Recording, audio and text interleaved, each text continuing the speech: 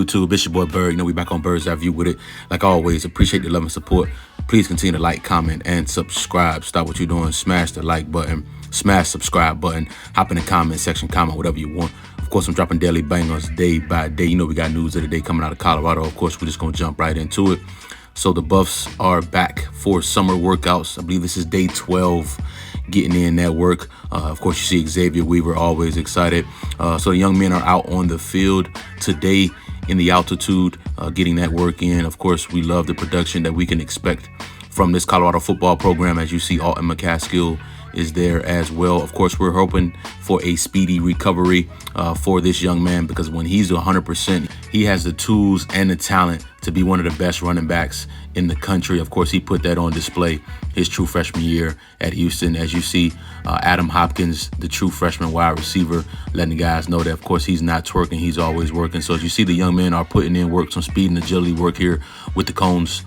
This is primarily for the speedsters, for the skill position guys, but of course, you're going to see some other guys putting in work as well. But got Adam Hopkins there.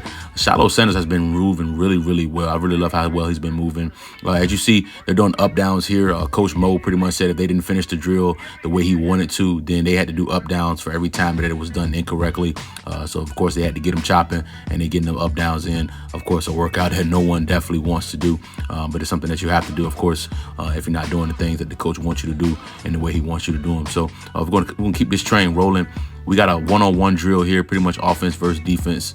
Basically, in this drill here, the goal is for the defender to stay in front of the offensive guy as best as he can. Of course, offense has a leg up pretty much in this drill here because the defenders definitely don't know where they're going to head. But that's kind of game-like as well, especially for DBs, because you never really know what route the receiver is going to run unless he's pretty much tipping his routes. So, we definitely love this drill here. You see, of course, Shilo Sanders, Sivion Wilkerson, and Kavasi Smoke is taking a look as well. So we got Dylan Edwards and Jeremiah Brown here. I know this is going to be a tough matchup for Jeremiah Brown, the speedster, with Dylan Edwards. You can already see, it's going to be extremely hard to keep, stay in front of this young man. That's one reason why I strongly believe he has to play. There's no way in the world you can redshirt Dylan Edwards. He has to play that first year. As you see, Kavasi Smoke there, along with Derek McClendon. So, you got two Power 5 guys going at it there. Here you got Tavares Dawson, two more Power 5 guys, Tavares Dawson, Jaquez Robinson. You got an Auburn guy and an Alabama guy, right? So that's that rivalry there. We're going to love what Robinson is going to be able to do on the defensive side of the football. Jaquez has looked really good so far. That looks like Michael Harrison there and Roderick Ward as well. Michael Harrison played last year. Of course, Roderick Ward is a Southern Utah transfer. There, of course, we got some more good work. I got a good matchup here, Shilo Sanders and Jimmy Horn. Shilo has been moving extremely well. I know he was, nursing and recovering off a injury coming from Jackson State, but he looks really good. He looks really smooth. We're really loving the way that Shilo is moving. And of course, he's always having fun. You got true freshman Adam Hopkins there, putting in work. Be extremely excited for Adam Hopkins. Of course, we got a Charlie sighting. Charlie, the walk-on sensation, that's been putting in a lot of work and had a really great spring. Shout out to Neely, always putting in great work as well. We got some offensive linemen here that we definitely want to highlight. That's Landon Beebe, of course, the transfer from Missouri State.